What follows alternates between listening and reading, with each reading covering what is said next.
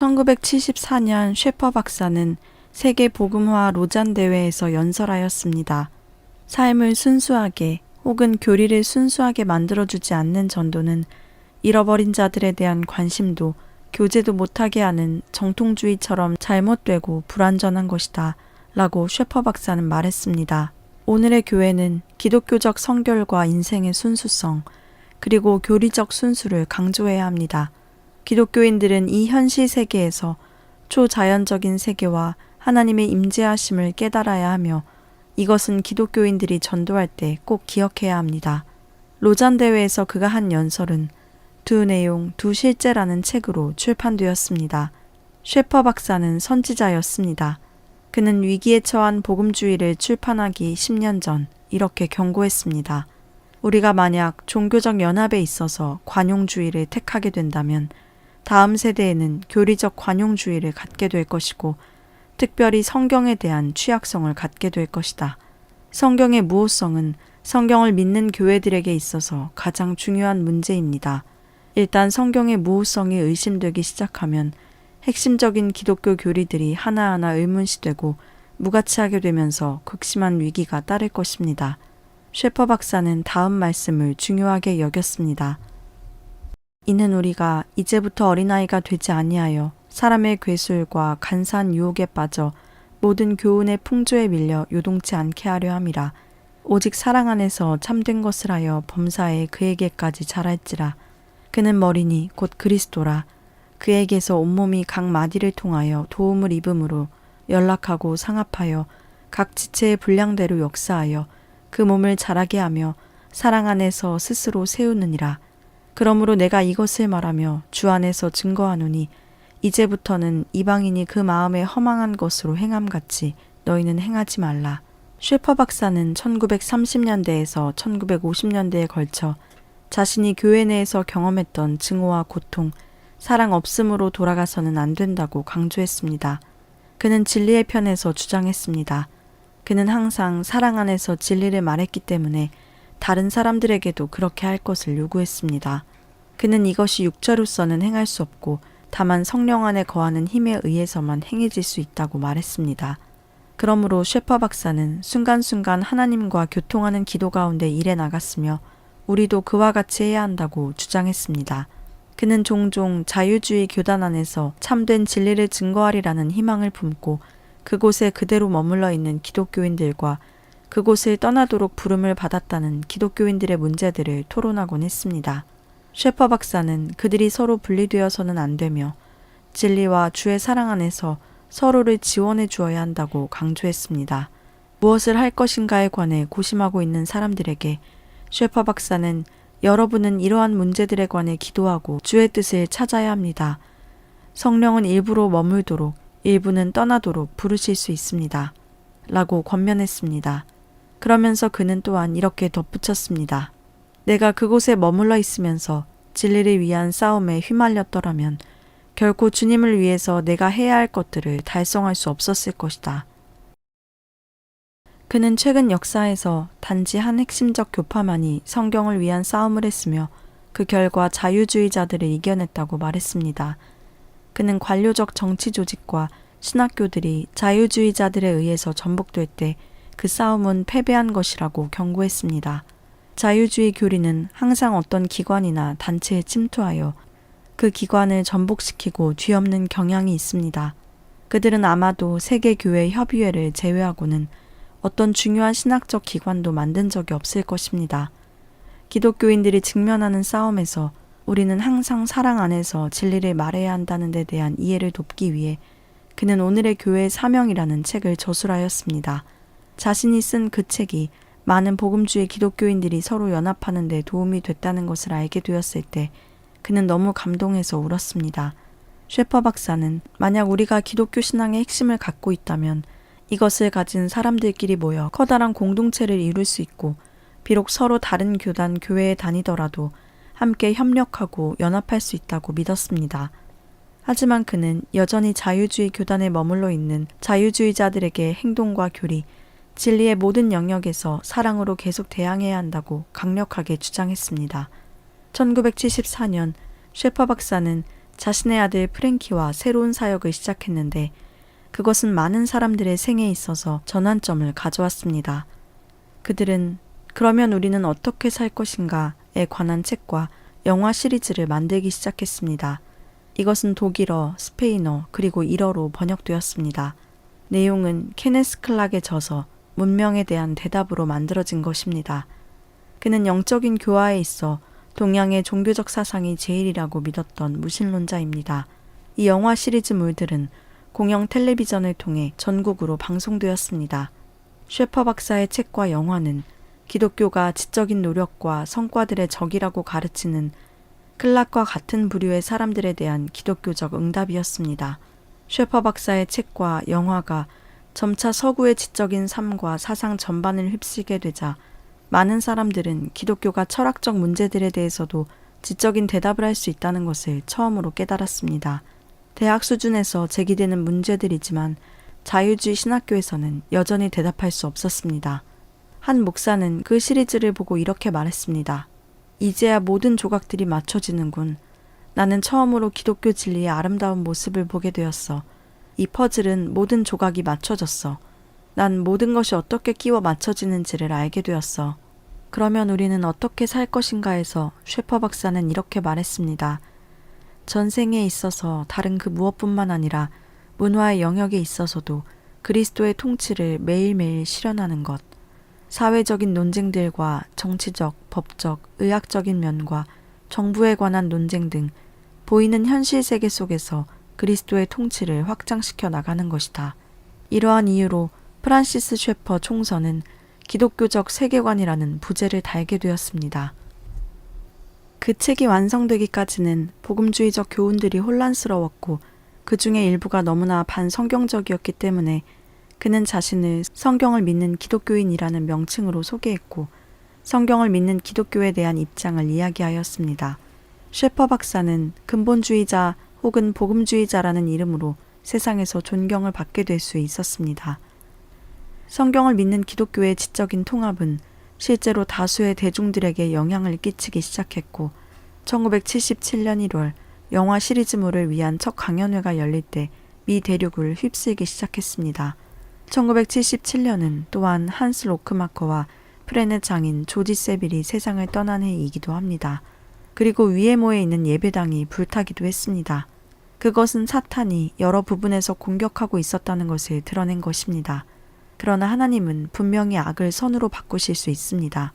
에디슨은 종종 사탄의 공격은 주님의 반격을 더 강력하게 만든다라고 말했습니다. 사탄은 그러면 우리는 어떻게 살 것인가가 영향력을 미치는 것을 원치 않았지만 이런 사탄의 모든 공격에도 불구하고 셰퍼 부부와 라브리는 삶을 통하여 그들의 가르침이 진리라는 것을 입증하였고 이로 인해 그 가르침을 더욱더 신뢰하게 되었습니다. 아주 어려운 시기에도 기도에 대한 응답이 셰퍼 부부와 라브리를 지탱시켜 나갔고 책과 영화 시리즈는 서구 문화와 정부의 여러 기독교 지도자들에게 중요한 영향을 끼쳤습니다.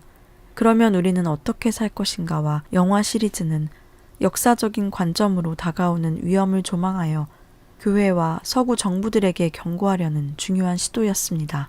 셰퍼 박사는 칼이 이맘을 보고 나팔을 부는 파수꾼처럼 역사적 관점에서 다가오는 위험에 대해서 교회들과 서구의 정부들에게 경고하였던 것입니다.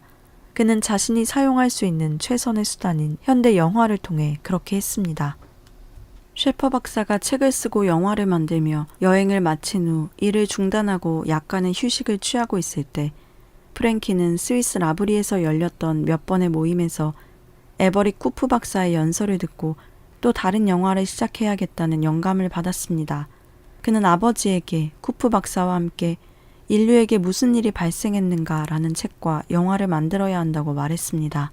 낙태와 유아 살해 그리고 안락사에 관한 이 영화는 서구를 흔들었고 셰퍼 박사에 대한 격렬한 반발을 가져와 그의 생명을 위협하기까지 했습니다. 그러나 결국엔 이 세대의 핵심적인 도덕 논쟁에 대해 개신교의 양심을 깨운다는 이유로 로널드 레이건 대통령과 영국 의회로부터 칭송을 받았습니다. 셰퍼 박사는 기독교인의 사회 참여에 새로운 성경적인 지적 통합을 가져왔습니다. 많은 연구가들은 그 영화가 미래에 있을 유아 살해의 가능성에 관하여 말할 때 믿지 않았습니다.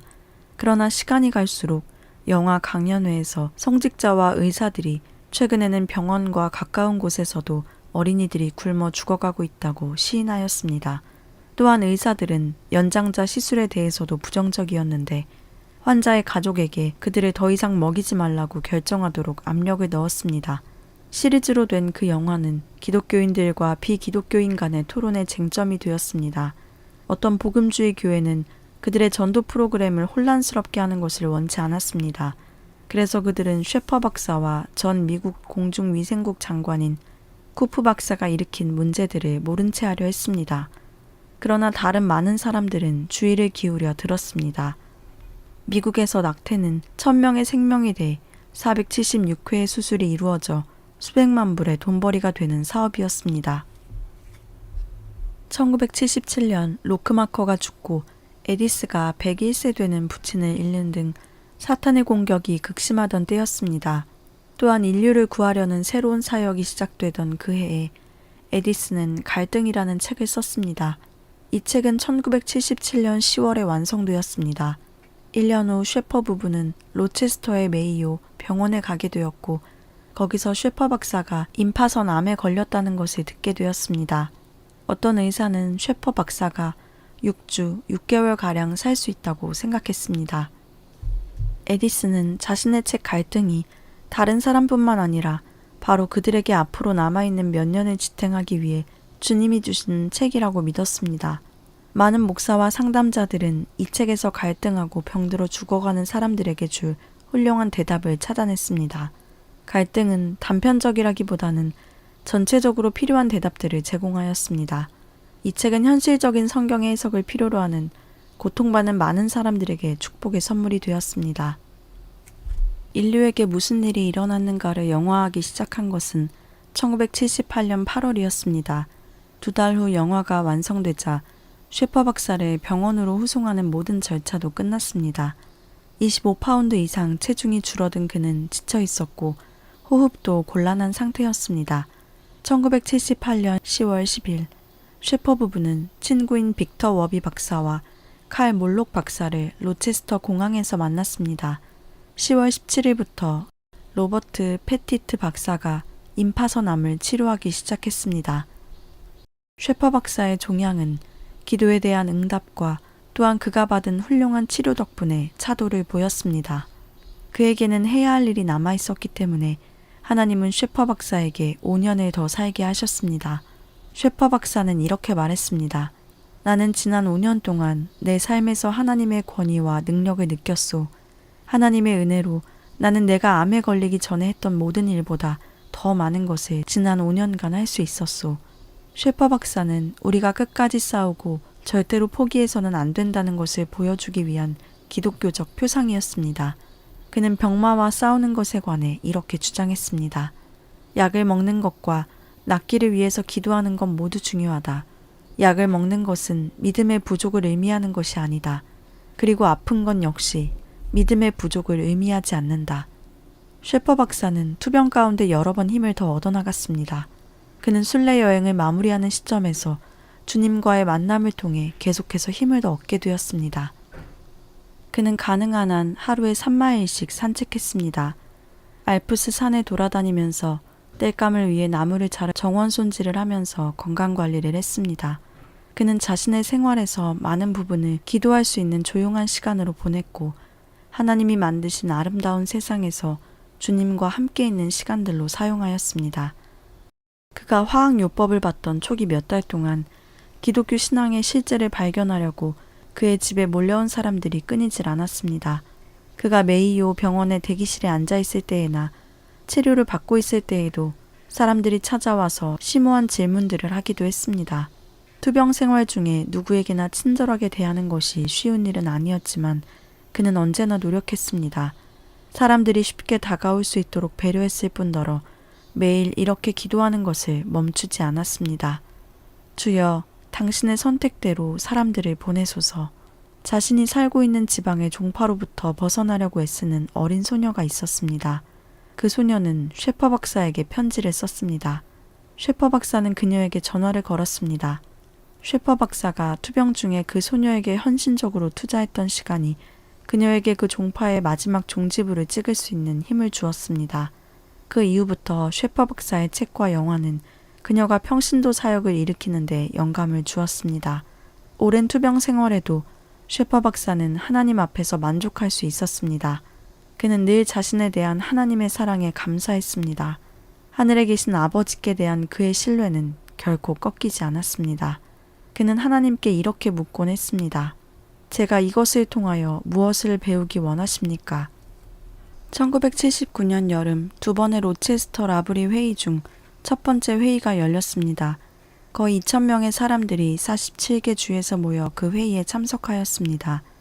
준비 모임에서 셰퍼 박사는 회의의 통보가 모든 사람들이 이해할 수 있는 것이어야 한다고 주장하였습니다. 그러나 회의에 참석한 사람들도 각자 질문도 너무 많았기 때문에 서로가 말하는 것을 들을 시간조차도 없었습니다. 이로 인해 상처받은 사람들이 많이 생겼습니다. 셰퍼 박사는 자신에게 남겨진 짧은 시간 안에 그들을 가능한 한 많이 도와주려고 애썼습니다. 그는 자신을 위한 영광과 명예를 구하지 않았습니다. 그는 주님 앞에서 늘 겸손했고 주님은 그를 들어 영광스럽게 하셨습니다. 누군가 그를 칭찬하려 하면 그는 간단하게 대답하곤 했습니다. 글쎄요, 제가 감사하지요. 그는 사람들이 예수 그리스도를 구세주로 영접하게끔 하면서 그리스도를 전생의 주인으로 모시면서 살았습니다. 또한 그는 모든 사람들이 성경의 진리에 근거하여 다른 사람을 돕게 하도록 노력했습니다. 1979년 9월 필라델피아에서 인류에게 무슨 일이 일어났는가에 대한 강연회가 처음으로 시작되었고 이후 동부에서 서부로 이동하였습니다. 나중에 생명에 관심을 가지는 미네소타 시민 모임과 다른 단체들이 영화를 구입하여 전국에서 낙태 반대를 위해 상영했습니다. 1981년 1월 22일 미네소타 주지사 알퀴는 셰퍼 박사를 센트폴에 있는 주지사 관저로 저녁 식사에 초대하여 낙태 반대 운동에 관한 셰퍼 박사의 사역을 칭송하였습니다. 셰퍼 박사는 1983년 10월 26일 수요일 6명의 사람들과 함께 미네소타주 로체스터에 있는 감리교 병원 앞에서 이 병원에서 낙태 수술을 하는 메이오 병원의 일부 의사들에게 항의하는 시위를 조용하고도 위험 있게 진행하였습니다. 정장을 입은 6명의 남녀와 셰퍼 박사는 인간을 치료하는 병원이 낙태 수술을 행하는 것은 모순이며 낙태는 인간 생명의 유일한 가치를 감소시키는 것이라고 시위했습니다. 하나님은 셰퍼 박사가 인류에게 무슨 일이 일어났는가에 대한 표의 강연회를 계속하는 동안 그의 생명을 지탱시키셨습니다. 그러나 1980년 2월에 이르자 암이 재발하였습니다. 그렇지만 그는 멈추지 않았습니다. 그는 기독교인 지도자들과 대화하기 위해서 백악관으로 갔고 워싱턴에 있는 동안 다른 정부 지도자들과 함께 인류에게 무슨 일이 일어났는가를 위한 강연회를 다시 열었습니다. 다른 많은 사역들과 함께 이 강연회는 전 세대의 인류를 보호하기 원하는 국회와 백악관의 지도자들에게 지적이고 도덕적인 힘을 주었습니다. 그 후에 셰퍼 박사는 영국에서 더 많은 강연회를 인도하기 위해서 대서양을 건넜습니다. 쿠프 박사와 한 영국 의사가 그와 함께 토론회를 열었습니다. 이러한 노력들로 인해 대부분의 영국 지방에서 인간 생명의 존엄성에 대한 급진적인 변화가 있었습니다. 그 후에 말콤 머거리치, 테레사 수녀, 그 외 많은 사람들은 5만 명의 관중이 모인 하이드파크에서 셰퍼 박사와 동참하여 인간 생명의 존엄성을 주장하였습니다. 이어 그들은 트라팔가 광장으로 행진하였습니다. 1979년 라브리 미국 본부가 로체스터로 이주하여서 셰퍼 박사가 의학치료를 받기 위해 로체스터로 올 때면 이를 맡게 되었습니다. 그들의 집에서는 월요일 밤마다 토론이 있었습니다. 그 토론회는 규모가 매우 커졌습니다. 서로 다른 지적 배경과 관심을 가진 비기독교인들 뿐만 아니라 기독교인들도 이런 토론을 통해 도움을 받았습니다. 토론에 참가한 대다수의 사람들은 셰퍼 박사가 화학요법을 받고 있는 중이라는 것을 자주 잊어버렸습니다. 그러나 계속해서 하늘에 계신 아버지는 그가 피곤함, 우울, 극심한 고통, 그리고 다른 합병증 가운데서도 얼마나 잘해나갈 수 있는지 사람들이 보고 깜짝 놀라게 만드셨습니다.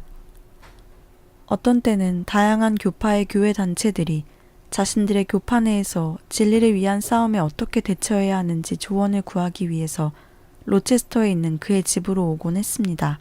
또 어떤 때는 교파 모임에서 연설해달라는 부탁을 받기도 했습니다. 어떤 경우엔 연설하는 사람이 그 교파의 일원이어야 한다는 관례를 깨고 교파의 사람에게 연설이 허락된 첫 번째 사람이 셰퍼 박사인 적도 있었습니다. 장로교회 목사로서 셰퍼 박사는 세례와 성찬 예식 그리고 다른 문제들에 관하여 독특하고 개혁주의적인 시각을 가진 사람이었습니다.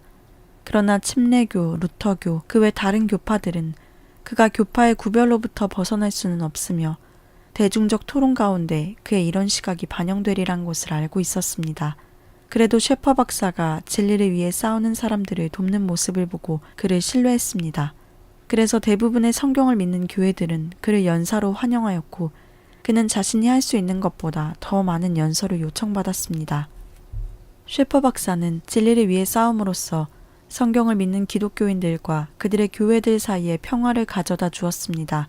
그가 총서를 편집할 때 이것이 모든 기독교인들이 동의해야 할 성경적 관점을 포함하고 있다고 확신했습니다. 그 때문에 그의 책들은 성경을 믿는 기독교인들과 다른 교파의 광범위한 분야에까지 사용되었습니다. 한 번은 그에게 한 유명한 기독교 대학이 그의 영예를 위해서 프란시스 셰퍼 기념 철학가를 신설해도 되는지를 물었습니다. 그러자 셰퍼 박사는 겸손하게 거절했습니다. 왜냐하면 그는 자신의 사역과 성경을 믿는 다른 교단 사이에 어떤 장벽이 될지도 모르는 일을 하고 싶지 않았기 때문이었습니다. 그는 가장 중요한 것들을 보지 못하게 하는 개인적인 자만심을 허락하지 않았던 것입니다. 셰퍼 박사는 인류에게 무슨 일이 일어났는가를 위한 강연회가 끝나고 잠깐 쉴 수 있었습니다. 그 강연회는 두 가지 심각한 분야에서 싸움을 계속해야 할 필요성을 느끼게 했습니다. 그는 전체주의에 투쟁하기 위해 저명한 인사들과 연합하여 결속하였습니다. 미국 내 학교나 다른 기관들이 종교적 사상들의 유입을 막고 있었기 때문에 그 싸움은 일어나야 할 필요가 있었습니다. 그것은 어떤 의미에서 미국과 소련 모두가 마찬가지였습니다. 그 두 나라 모두 어린이가 성경 말씀을 배우는 것을 방해하고 단지 기독교인이라는 이유로 집회와 언론의 자유와 같은 기본적인 권리도 인정해주지 않았습니다. 그러나 많은 기독교인 지도자와 교회들이 셰퍼 박사의 투쟁 소리를 경청했고 국회는 이미 대법원이 거부한 어린이의 권리 중 일부를 회복시키기 위해 입법화하고 있었습니다. 두 번째로 그의 말년에 복음주의적 혹은 보수주의적이라고 주장하는 교회들에서의 진리와 성경의 권위를 위해 싸워야 한다는 것은 그를 매우 가슴 아프게 했습니다. 1930년대 초에 자유주의자들이 교회를 전복하였던 시대를 살아왔기에 그는 얼마나 많은 젊은 복음주의자들이 새로운 자유주의적 세력과 타협하는 데 열심일까 하는 것을 너무나 잘 알고 있었습니다. 그는 잘못된 사상들이 얼마나 쉽게 기독교인들의 정신과 교회에 스며들 수 있는가를 알고 있었습니다. 그는 1950년대에는 복음주의 교회들에게 바르트주의를 경고하였습니다. 그러나 지금은 그 중에 성경을 위한 셰퍼 박사의 싸움을 계속하며 성경이 주장하는 모든 것을 진리로 받아들인다고 주장하는 지적이고 용기 있는 기독교 지도자들이 많이 있습니다. 사람들은 자신들의 자유를 위해서 또한 진리를 위해서 싸워야만 했습니다.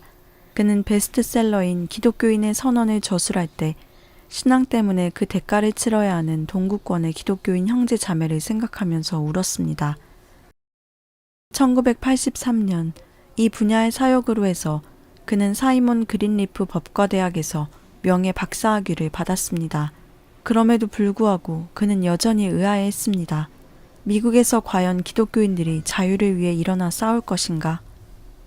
그는 죽음을 눈앞에 두고 위기에 처한 복음주의라는 책을 저술하였는데 그 원고의 상당 부분을 병상에서 교정보았습니다. 셰퍼 박사가 죽기 1개월 전에 하나님께서는 그의 책에 대해 13회의 강연회를 마칠 수 있는 힘을 주셨습니다. 그를 아는 사람들은 위기에 처한 복음주의의 메시지가 교회와 대학에 전해져야 하기 때문에 셰퍼 박사의 마지막 6개월 동안 하나님은 당신의 뜻을 이루시려고 셰퍼 박사에게 초자연적인 힘을 주셨다는 것을 알고 있었습니다. 그는 기독교인들, 특히 목사들이 진리와 다음 세대를 위해서 어떠한 희생을 치르더라도 그들의 교회에서 하나님의 진리의 말씀을 위해 사랑으로 말하는 것뿐만 아니라 기꺼이 싸울 수 있도록 해달라고 기도했습니다.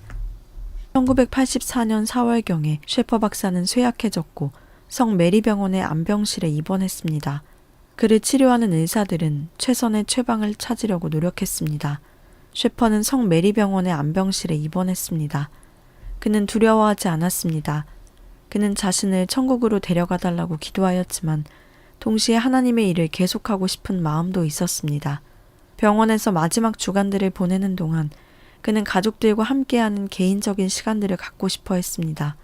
그는 생애 내내 공적인 관심을 그렇게도 많이 보여주었기에 자신의 곁에 진정으로 에디스와 가족들만 있기를 원했습니다.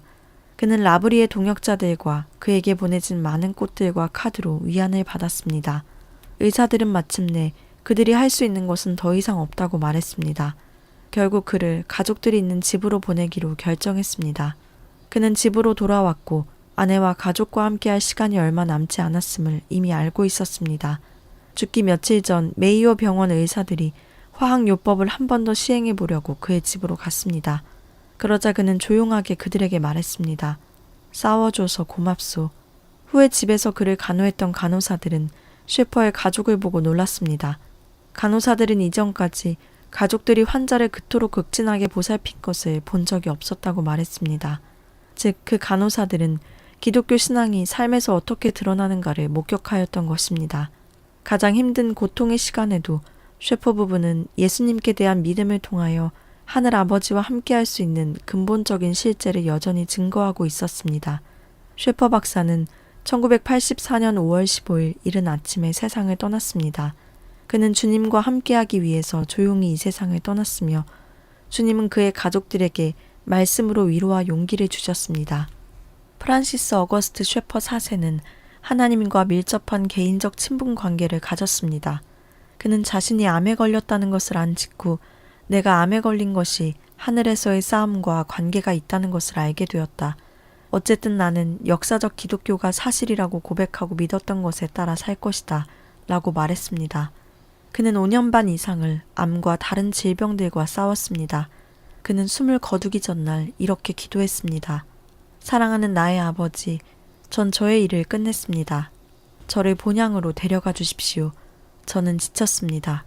하나님은 그의 요청을 승낙하셨습니다. 프란시스 셰퍼 박사는 20세기에 가장 존경받고 영향력 있는 성경을 믿는 기독교인들 중에 하나였습니다. 미국 공중위생국 장관이었던 에버리 쿠프 박사는 그를 이 시대를 위한 하나님의 사람이라고 불렀습니다.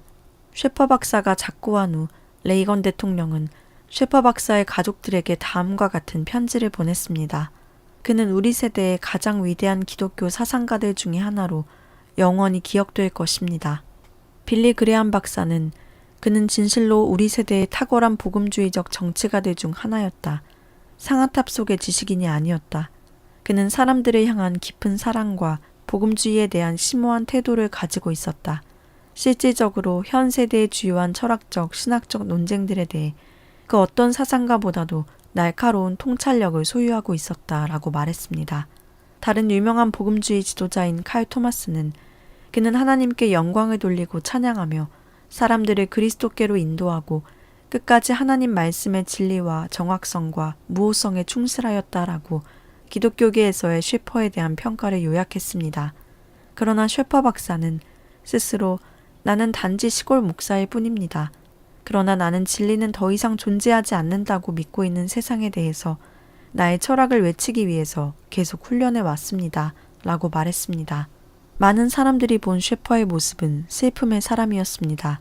눈물의 선지자 예레미야처럼 그는 세상의 상황들 때문에 울었고 개인적으로 사람들 때문에 울었습니다. 셰퍼는 사람이 하나님을 반역하기 전 하나님이 창조하신 세상과는 아주 다른 타락한 세상의 생활에 미치는 영향을 보아왔고 또 그것 때문에 괴로워했습니다. 그는 자신이 할 수 있는 한 많은 사람들을 하나님께 대한 불순종과 죄로 인한 파괴적인 결과로부터 구원하려고 힘썼습니다. 그리고 교회 안에서건 밖에서건 인간의 반역을 보게 되면 그에 반대하며 솔직하게 권면하였습니다. 그는 가끔 이렇게 말했습니다. 우리는 한 면만을 가지고 싸울 정도로 한가하지 않습니다. 그는 영적 싸움을 하였습니다. 때로 그 싸움은 육체적인 것이기도 하였지만 그보다 더 자주 그 싸움은 지적이며 사상적인 싸움이었습니다. 그는 진리를 위해 싸웠습니다. 그리고 그는 이 성경 말씀에서 힘을 얻었습니다. 우리가 이 보배를 질그릇에 가졌으니 이는 능력의 심이 큰 것이 하나님께 있고 우리에게 있지 아니함을 알게 하려 함이라. 우리가 사방으로 우겨쌈을 당하여도 쌓이지 아니하며 답답한 일을 당하여도 낙심하지 아니하며 핍박을 받아도 버림받지 아니하며 거꾸러뜨림을 당하여도 망하지 아니하고 우리가 항상 예수 죽인 것을 몸에 짊어짐은 예수의 생명도 우리 몸에 나타나게 하려 함이라. 우리 산자가 항상 예수를 위하여 죽음을 넘기움은 예수의 생명이 또한 우리 죽을 육체에 나타나게 하려 함이니라.